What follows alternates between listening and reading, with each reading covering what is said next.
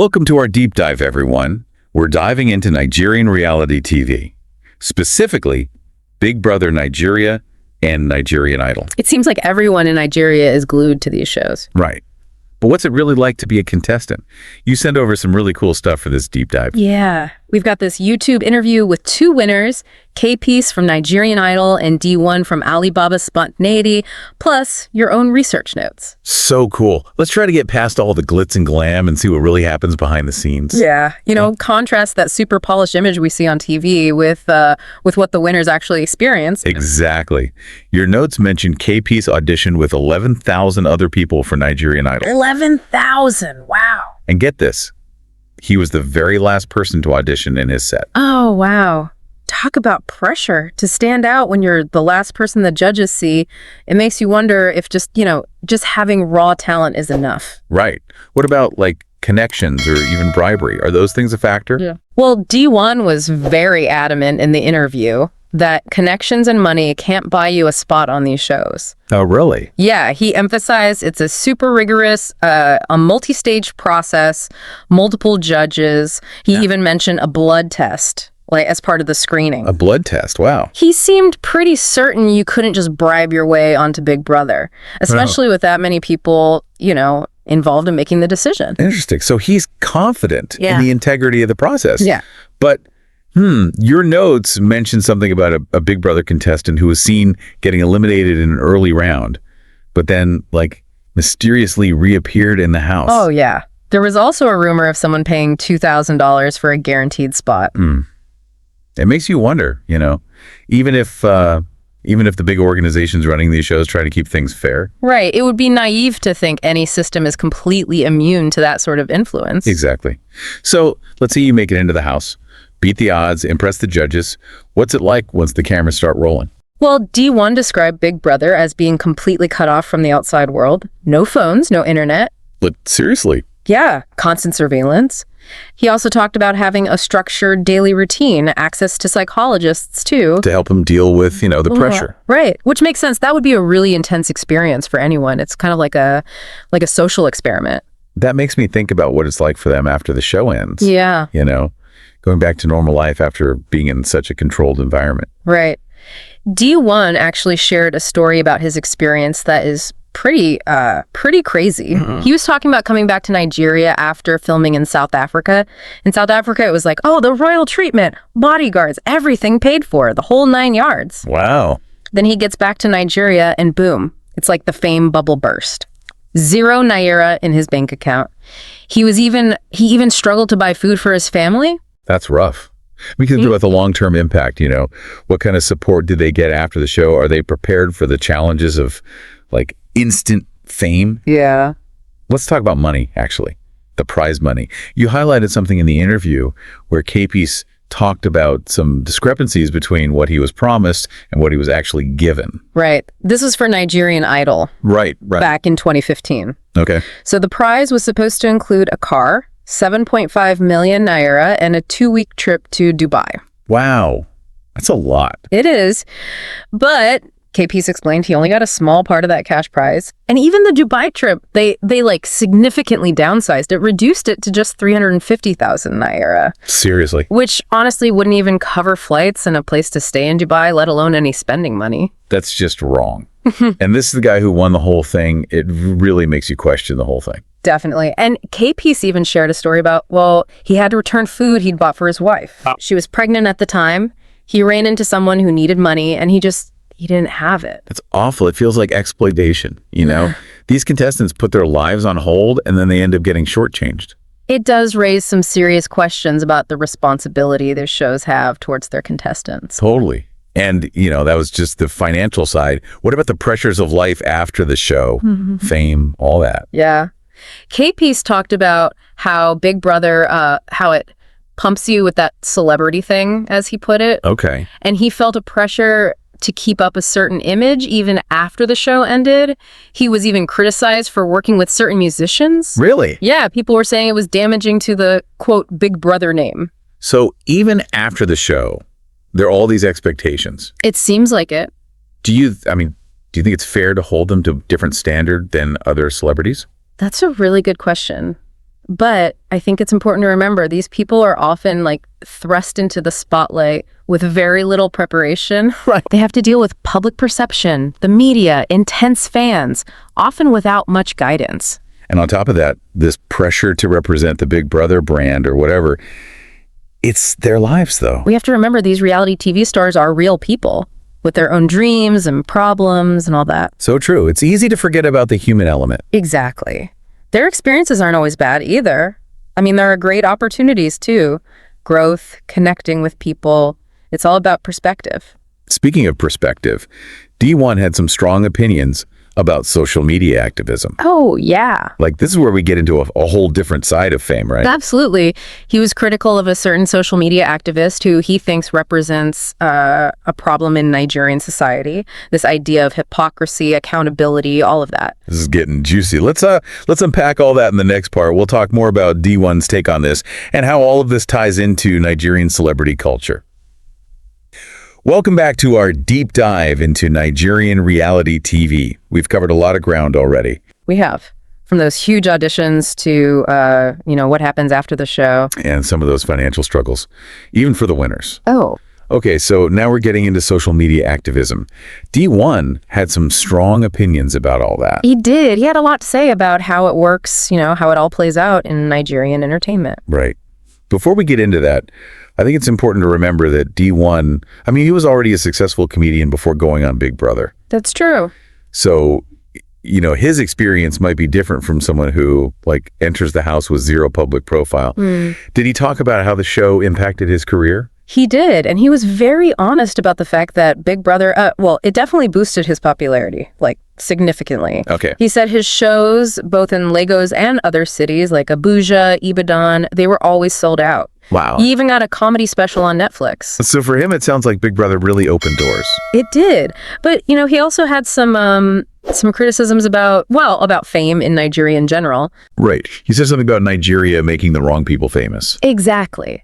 That was a really interesting point. It was. He was saying there's this huge focus on sensationalism, superficial stuff in Nigerian entertainment, and it's often at the expense of, real talent, substance. What do you mean by the wrong people?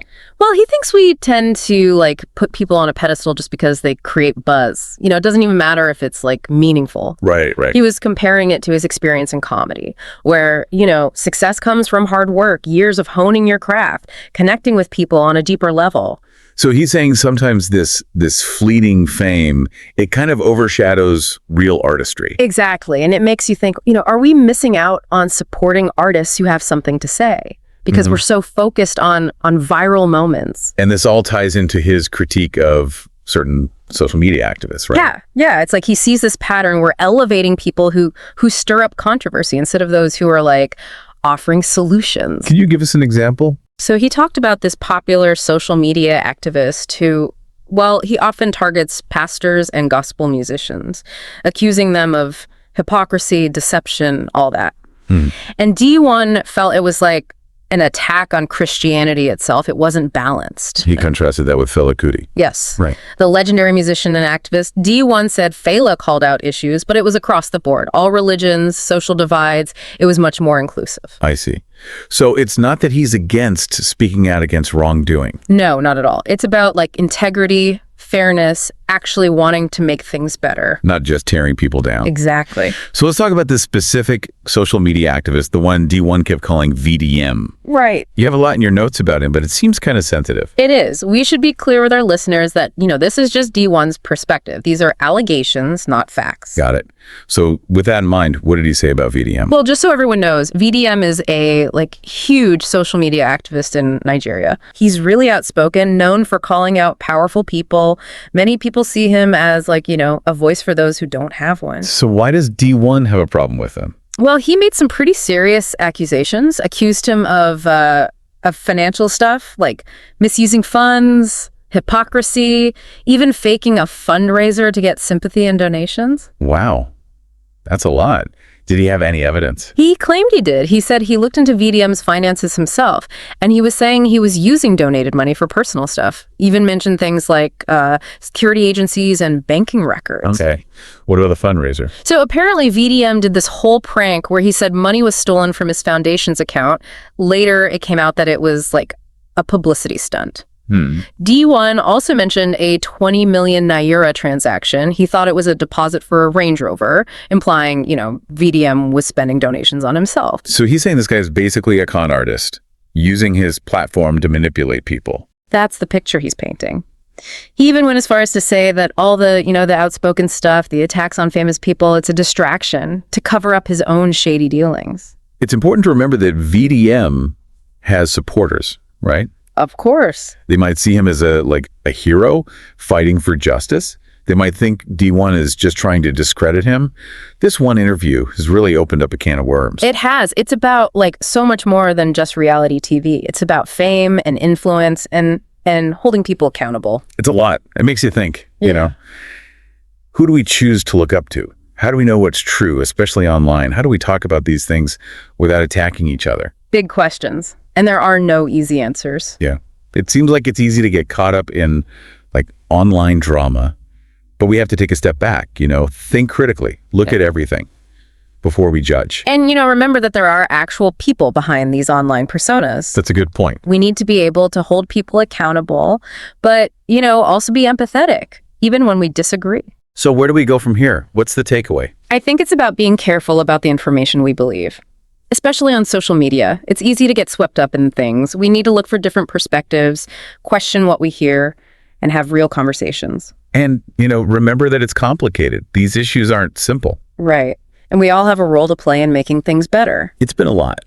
This deep dive, this interview brought up so much about fame, influence, and what comes with them. This conversation has to continue. Online, offline. We need to figure out how to navigate all this, The entertainment world, social media, everything. Well said. We'll be back to wrap things up. We'll share some final thoughts on all of this. Welcome back to the final part of our deep dive, everybody. I don't know about you, but my head's still spinning a little. It's like we opened up this whole other world. Exciting, but kind of scary too, I hear you. It's been a lot to take in. The auditions, the stuff winners face after the show is over, and then that whole discussion about social media activism. It's like, how do you tell what's real, what's fake, who's genuine? Yeah. D1's story about coming back to Nigeria after Big Brother really stuck with me. Oh, yeah. He's living the high life in South Africa. And then he comes home and it's like, bam, reality hits. He's struggling to feed his family. It just shows you how quickly things can change. That fame is fleeting. You need a plan and people to support you. And it makes you think, do these shows do enough to prepare people for that, for life after the cameras are off? It's easy to get lost in the excitement, the drama, but these are real people's lives we're talking about. And, it's not just about the contestants either. We, the viewers, we have a responsibility too. Absolutely. We need to be more thoughtful about the stuff we watch, the people we put on a pedestal. Yeah. It's easy to get caught up in the hype. But we need to think for ourselves, ask questions, and hold people accountable, like we've been saying. Influence comes with responsibility. Doesn't matter if you're a reality TV star or an activist or just a regular person online, your words matter. Your actions matter. And that's even more important now, right? With social media, it's like everything spreads so fast. It's hard to know what's true anymore. We have to be careful, be aware of how easily we can be manipulated. Really think about what we're sharing. So what can we do? What's the takeaway from all of this? First of all, awareness. Know what's going on. In the entertainment world, online, everywhere. Why are we watching what we're watching? Who are we following? And think about our own biases too. Okay, then what? Be picky. Choose to support people whose values line up with yours. Use your voice, however small, to lift up those who deserve it. Make a difference. Love that.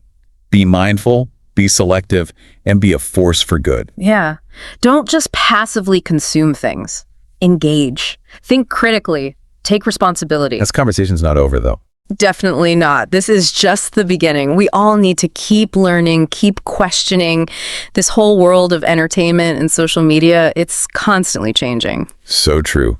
Well, that about wraps up our deep dive into Nigerian reality TV. It's been quite a ride. It has. Hopefully everyone listening got something out of it, something to think about. Knowledge is power, as they say. But it's what you do with that knowledge that really matters. Thanks for joining us on this deep dive, everyone. Keep the conversation going. Share your thoughts. Let's all work together to make things better. Stay curious, stay critical, and stay true to yourselves. That's a wrap for us. Thanks for listening, everyone.